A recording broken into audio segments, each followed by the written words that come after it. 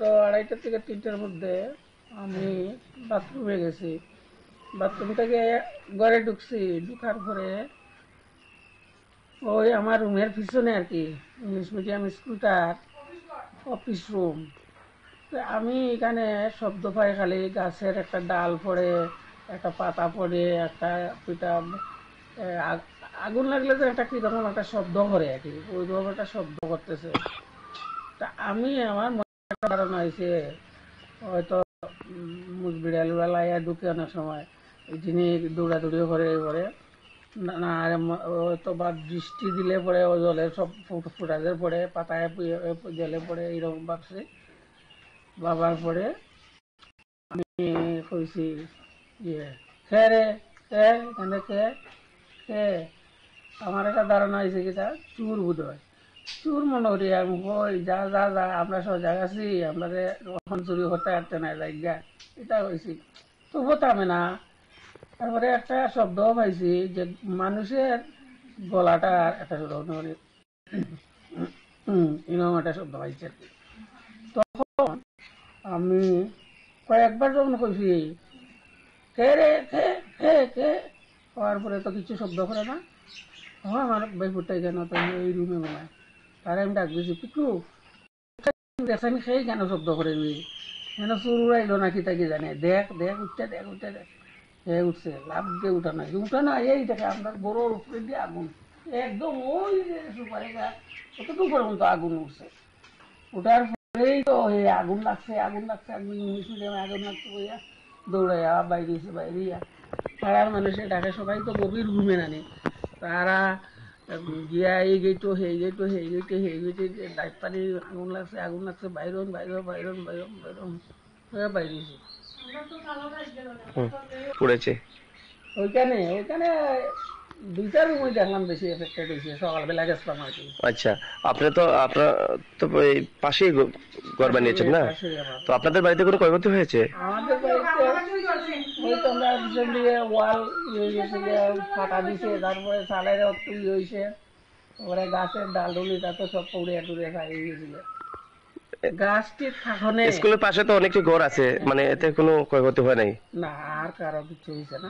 মানে দেবী এলাকায় Nivedita English medium স্কুলে রাত্রি প্রায় 2:30 ঘটিকায় আমরা পাড়ার সবাই ঘুমন্ত অবস্থায় ছিলাম। হঠাৎ করে পাশের বাড়ি থেকে একটা হই হল্লা চিৎকার। তো আমার ছেলে রাত্রির জায়গায় কাজ করে, ও আমাকে ডেকে বলল নিবেদিতা ইংলিশ মিডিয়ামে আগুন দেখা যাচ্ছে, পাশের বাড়িতেও ক্ষতিগ্রস্ত হয়েছে। তো আগুনটা কিভাবে লেগেছে তা জানা যায়নি। ক্ষতিগ্রস্ত হয়েছে 2-3টে রুম ক্ষতিগ্রস্ত হয়েছে। আমরা পাড়া প্রতিবেশীরা অবশ্যই সবাই উঠে গেলাম, উঠে আমরা ফায়ার সার্ভিসে ফোন করলাম, 100 নম্বরে ফোন করলাম, করার পর গাড়ি এলো। পাশের বাড়িতেও আতঙ্কগ্রস্ত, সবাই পাড়ার সবাই আতঙ্কগ্রস্ত, পাশের বাড়িতে বেশি আতঙ্ক ছিল। তো আমার ছেলে আর ওর বাড়ির ছেলে তারা মিলে জল টল দেওয়ার কিছুটা পাড়ার সবাই আতঙ্কগ্রস্ত, সবাই ভয়ে আতঙ্ক, ছেলে মেয়ে নিয়ে সবাই ঘর থেকে আমরা বেরিয়ে গিয়েছি। তো এখন তদন্ত হলে ভালো হয়, এটা কিভাবে হলো, কি করে হলো, রাত্রি 2:30 ঘটিকায় এরকম একটা অবস্থা। ফায়ার সার্ভিস অবশ্য এসেছে, ফোন করার সঙ্গে সঙ্গে এসেছে, নিভিয়ে দিয়েছে। তারপর আমরা কিছুটা আতঙ্কমুক্ত হলাম আর কি।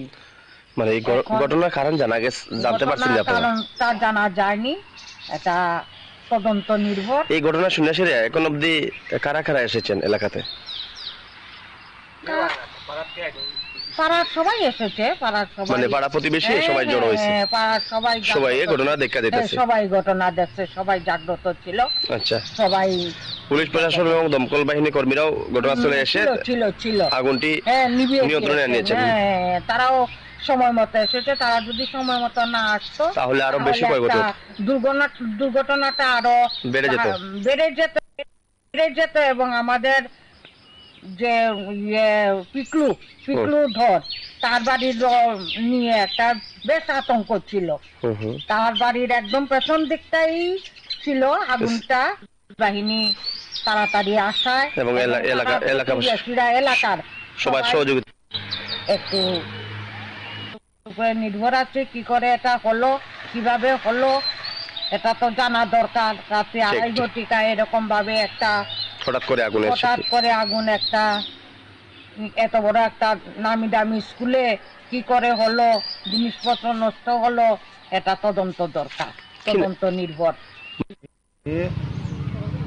বিদ্যাভারতীর যে নতুন কমিটি, এই কমিটির প্রেসিডেন্ট আমি 30 মিনিট আগে আগরতলা যাওয়ার জন্য রেডি হয়েছিলাম। যে কোনো সময় খবর পাই আমার ছেলের আমার যাওয়ার কথা, ছেলেকে পাঠিয়ে দিয়েছি চলে যাক, যেখানে স্কুলে আগুন লেগেছে ভোর রাতে। প্রিন্সিপাল মহোদয়দের সুধাংশু দেব আপনার টেলিফোন করে বলেছেন। এই খবর শুনে আমি আসলাম যে আমি আগরতলা পরেই যাব। এসে থেকে গেটে তালাবদ্ধ, আগুন নাকি নিভিয়েছে। অনেক স্থানীয় বাসিন্দারা এসেছেন। এখানে ক্লার্করা যে বসে, স্কুলের ক্লার্করা এন্ট্রান্সের সময় ঢোকার সময় বাদিকে যে অফিস করতে বলেছে, যে প্রিন্সিপালের সঙ্গে আপনি আসার একটু আগে কথা হয়েছে টেলিফোনে, সে চলে গিয়েছে। আমিও আসলাম, কী কী হয়েছে, ভেতরে কাগজপত্র পুড়ে গিয়েছে, আলমারি পুড়ে গিয়েছে। প্রত্যক্ষদর্শী কয়েকজন এখানে আছেন স্থানীয় বাসিন্দা, ওরাও বলেছেন। শুনে আসলাম। আমাকে প্রিন্সিপাল বলেছে 30-35 মিনিট আগে, সে বলেছে হ্যাঁ বিদ্যালয়ের শিক্ষক কনক করে একজন, উনি নাকি টেলিফোন, ওর বাড়ি তো প্রিন্সিপালের বাড়ি হচ্ছে সোনাইমুড়ি, তো এই বিদ্যালয়ের শিক্ষক একজন কনক বলে উনি টেলিফোন করে প্রিন্সিপালকে জানিয়েছেন এইভাবে। তো প্রিন্সিপাল এই খবর পেয়ে তার ছোট ভাইকে নিয়ে এখানে চলে এসেছে। তো দেখেছে, ওই আমাকে যখন রিপোর্ট করছে 30-35 মিনিট আগে, তখন বলল যে মোটামুটি ভেতরে কিছু কাগজপত্র গুলা জ্বরে গিয়েছে, আগুন নিভে গিয়েছে, এখন পুরোপুরি না খুলে চেক না করলে বোঝা যাবে না। আগুনটা লেগেছে কয়টার নাগাদ, এটা প্রাথমিকভাবে আপনারা জানতে পারছেন? প্রাথমিকভাবে না, প্রিন্সিপাল বলছেন 3:15 না 20 সে খবর পেয়েছে রাত্রি। আচ্ছা, 3:20 না এরকম, সেও বলছে এইভাবে খবর পেয়েছে। খবর পেয়ে সে দেরি করে নিয়ে এসেছে। তো স্থানীয় লোকরা বলছে, কমিটিরা বলে নেই খেয়াল নেই, ওই যাওয়ার সময় আমাকে বললো। আপনারা জানতে পারছেন এই আগুনটা কিভাবে লেগেছে? এটা কি করে বলবো বলুন তো, এটা তো তদন্তের ব্যাপার, এটা তো বললাম। ঘটনাস্থলে পুলিশ এবং দমকল বাহিনীর কর্মীরা এসেছে। হ্যাঁ, পুলিশ, প্রিন্সিপাল বলেছেন একজন পুলিশও ছিল এখানে, এবং নির্বাপক দপ্তরের কর্মীরাও এসেছে।